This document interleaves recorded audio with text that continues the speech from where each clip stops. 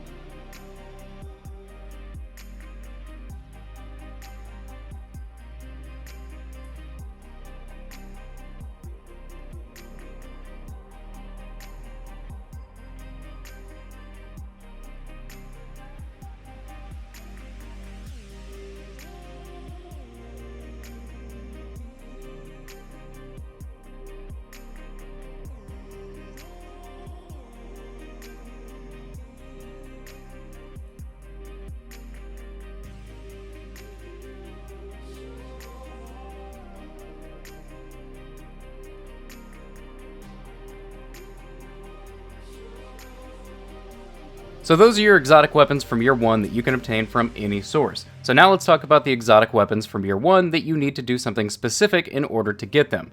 Now, when I say something specific, I mean these come from either quest lines, or they come from specific activities, specific vendors, specific things that you have to do out in the world to get these specific exotics. These we will have to break down one by one.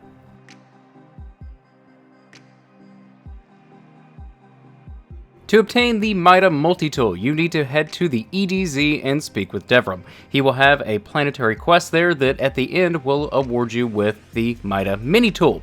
You will then be tasked to go get kills with the Mida mini-tool, and that quest will eventually lead you to the Mida multi-tool. To start the Legend of Acreus quest, you will need to head to Nessus and kill Cabal anywhere on Nessus. You will eventually get a quest to drop that will task you with killing more Cabal on Nessus. Once you've reached this part, it will say something along the lines of await the World Eater. This means you need to go and beat the normal version of the Leviathan raid. Once that's done, you will be tasked with more little objectives that will eventually lead you back into the raid, and you will get Acreus. To obtain Rat King, you will need to head to Titan and talk to Sloan. She will have a world quest that is available similar to Devrim's that he had in the EDZ for Mida Multitool. This one's pretty straightforward, just follow the quest and you will eventually get the quest for Rat King. To obtain Sleeper Simulant, you will need to head to Mars and do all of the adventures available on Mars, and then go ahead and do the quest line that gives you the Ikelos hand cannon. Once you have the Ikelos hand cannon, you will have a quest that says something like kill Hive with it, kill Cabal with it, and you just keep progressing down that quest line and it will eventually give you Sleeper Simulant. To obtain Sturm, you're going to need to head to Nessus and talk to Felsafe. This one begins as another world quest, similar to Rat King and Mida Multitool. This quest line will eventually award you Drang, and then once you have Drang, you will be tasked with killing Fallen in a specific way using Drain. That quest line will lead you to Sturm. To get Polaris Lance, you will need to head to Mars and talk to Anna Bray. The Polaris Lance quest is the Nascent Dawn quest. There are 5 individual steps to it. The 4th one will give you Polaris Lance, the 5th one will give you the catalyst for Polaris Lance. To obtain Whisper of the Worm, you will need to head to Io and go to Lost Oasis. While there, you will need to wait on the Taken Blight public event to spawn, and once it starts, you will have to go and find a hidden boss that is hidden in one of 3 locations. Killing that boss hidden somewhere around the map will spawn a portal that will be up near the Lost Sector. Once you activate that portal, you will be teleported into the Whisper of the Worm mission, where you have 20 minutes to complete it. Successfully completing the mission will grant you Whisper of the Worm. There are now 2 ways to acquire Risk Runner. The first way is to get it as a random drop out in the world, and the second way is a direct path via a questline now available from Banshee 44, aka the Gunsmith. The Gunsmith's quest is called Pain and Gain, and if you do it completely, you will not only get Risk Runner, but you will also get the exotic catalyst for Risk Runner. To obtain World Line 0, you will need to head to Mars and shoot and destroy 35 data memory fragments. These are found scattered throughout the map, some of which require a specific element type in order to break. Once you have broken 35 of them, the World Line 0 chest is inside one of the Lost Sectors, and you will have World Line 0. So now let's go ahead and look at the Year 2 exotic weapons that you can get from any source. Similar to Year 1, these are available from Xur, World Drops, ranking up vendors if you are lucky enough to get an exotic from ranking 1 up, and so on. Now, for Year 2, I'm going to go ahead and group Forsaken and the Annual Pass exotics into the same lump. But be warned, to get some of these, you might need to buy Forsaken. I think that the Annual Pass is available to all players now, but Forsaken, you might need to buy it to get some of these Forsaken exotics.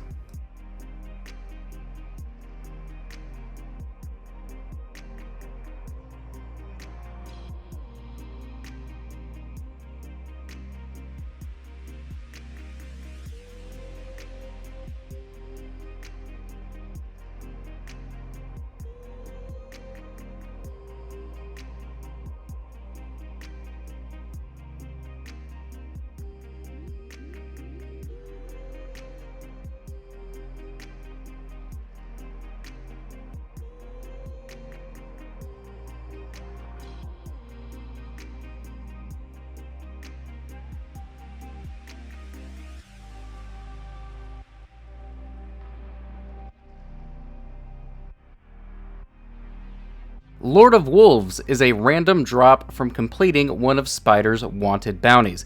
Now, it's worth noting that it doesn't matter which one of Spider's wanted bounties that you complete, but it seems like the powerful bounty has the best chance. To get Ace of Spades, you will first need to finish the Forsaken campaign and reclaim the broken Ace of Spades from Uldren. From there, you will head to the Gunsmith and begin the quest to reclaim Ace of Spades and repair it to its former glory. To obtain the Chaperone, you will need to beat the Forsaken campaign and then go play a PvP match. After your first PvP match completion, after completing the Forsaken campaign, you should visit Amanda Holiday, who should have a quest called Holiday Family History. This quest leads you to the Chaperone. To obtain Malfeasance, you will have to go play Gambit, and you will have to defeat the Ascendant Taken Servitor, otherwise known as the Meatball. Once you successfully kill the Servitor, and you have to do so before the other team does, if you have it, they do too, you will get the Seething Heart quest.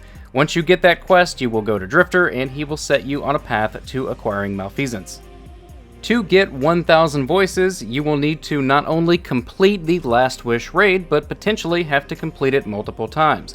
1000 Voices has a random chance of dropping from the final chest of the raid after you defeat Riven and complete the Queen's Walk. It's worth noting that because this relies on RNG, it might take you 1 time, it might take you 5, in my case it took me 36. To obtain the Wishender exotic bow, you will need to complete the Forsaken campaign and then take your Awoken Talisman into the Shattered Throne dungeon. Once you complete the Vorgeth encounter in the Shattered Throne, this is the big ogre, immediately as you exit that room to proceed to the next step, there will be a statue there. You present your talisman to that statue and it unlocks a mission on the Tangled Shore that will start the questline to get Wishender.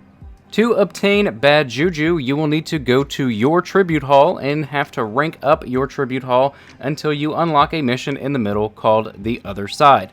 Once you've unlocked that mission, successfully completing it will grant you Bad Juju. To obtain Izanagi's Burden, you will need to head into the Black Armory Forge, Volunder. In the Volunder Forge, there is a hidden chest before you cross the bridge to go to the actual forge. Opening that chest will give you the mysterious box. You will then need to go to all 4 forges and kill the drones in between rounds to unlock your mysterious box, return to Ada, and then you will be on the track to get Izanagi's Burden. To obtain Jotun, you will need to go to the Volunder Forge, and it will drop as an aftermatch reward if you're lucky. Now, I've heard reports that having a powerful frame will increase your chances of getting Jotun, and I've also heard that Jotun can drop from other forges as well. To obtain Le Monarque, you will need to go and complete either the Gofanon or Burguzia forges. Similar to Jotun, it is said that having a powerful frame completed at the end of your match increases the chance of getting the Le Monarque exotic bow, and I've also heard conflicting reports that say that you can get it from any forge. I personally have only seen it from those 2. To obtain the quest line to start Thorn, you will first need to head to the salt mines in the EDZ. After going to a specific location to a campsite by Dredge and Yor, you will sift through the ashes of a smoldering campfire to find the remnants of Thorn. You will then take those remnants to the Drifter, and you will begin the quest line to obtain Thorn. To obtain Lumina, you will first need to complete the Thorn quest, I believe. Then you will return to that exact same campsite, and there will be a chest at the far end of it up against the wall. Opening that chest will give you the quest line to start Lumina. To obtain Truth, you will need to go and play some Menagerie. The quest line for Truth drops from the final chest of Menagerie after successfully completing it, and to my knowledge, there are no prerequisites for you to obtain this quest. To get Outbreak perfected, you will first need to head to Titan and complete the World Quest. This is the one that leads you on the path to Rat King. Once that is done, you can return to Titan and go into patrol. You will find a fallen transponder hidden in a little secret room, and then once you have that transponder, you will need to upgrade it by completing tasks and finding objectives in various lost sectors around the solar system. Once that is complete, you will go to the farm where you will find a fallen captain hidden in a basement that will launch the 0-hour mission. Successfully completing that mission in under 20 minutes awards you with Outbreak Perfected. To obtain Taraba, you will first have to complete the Crown of Sorrow raid, and then you will have to get lucky because it is a random drop from the final chest. This one seems to drop a lot more frequently than the other 2, so good luck. To obtain the last word, you will need to go talk to Drifter. Drifter should have a quest available for you where you need to cleanse a tainted artifact. This quest line leads you on the path to Last Word. To my knowledge, there are no prerequisites to pick up this quest. You simply need to own the Season Pass. Anarchy is a random drop from the final chest in the Scourge of the Past raid. Again, this is a random drop, and you are completely dependent on RNG, so it might take you 1, it might take you 5. In my case, it took 54 runs to get my first Anarchy. You guys still with me? I know this is a long one, but we're in the home stretch now. We are about to move on to Year 3. Now, for Year 3, I can only say which exotics are available at the time of recording this video. As it stands right now, there is only one exotic weapon in Year 3, aka Shadowkeep, that is a random world drop, and that is Monte Carlo. The rest of the Shadowkeep exotic weapons are obtained from a specific source or a quest line, so let's go ahead and take a look at them.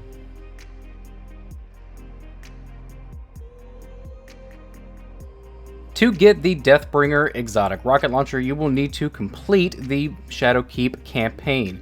Once the campaign is complete, you will get a quest called Memory of Saimoda. Though not obvious at first, this questline will eventually lead you onto the path to obtain Deathbringer. To begin the quest line that will lead you to Divinity, you will need to head into Patrol, go to the moon, and head into the Lunar Battlegrounds. You want to make your way to the area where the Garden of Salvation raid starts, there on the moon where the big Vex Gate is.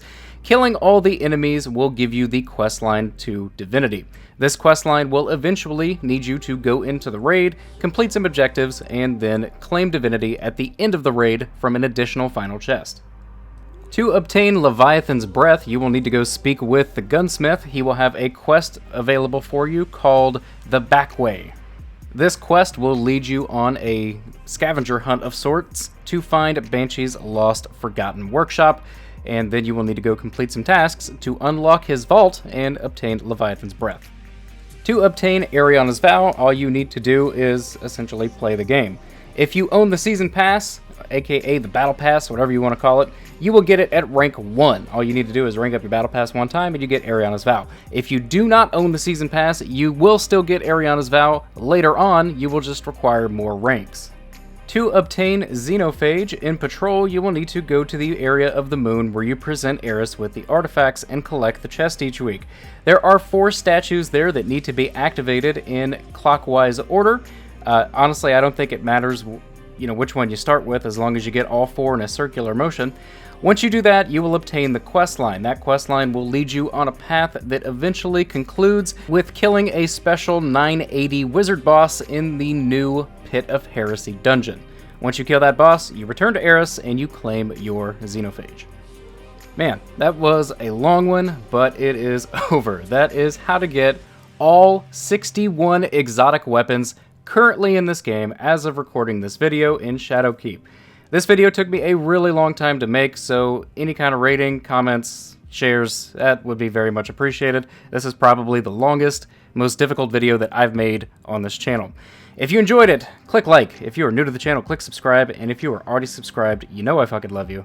Thank you guys so much for watching, and take care.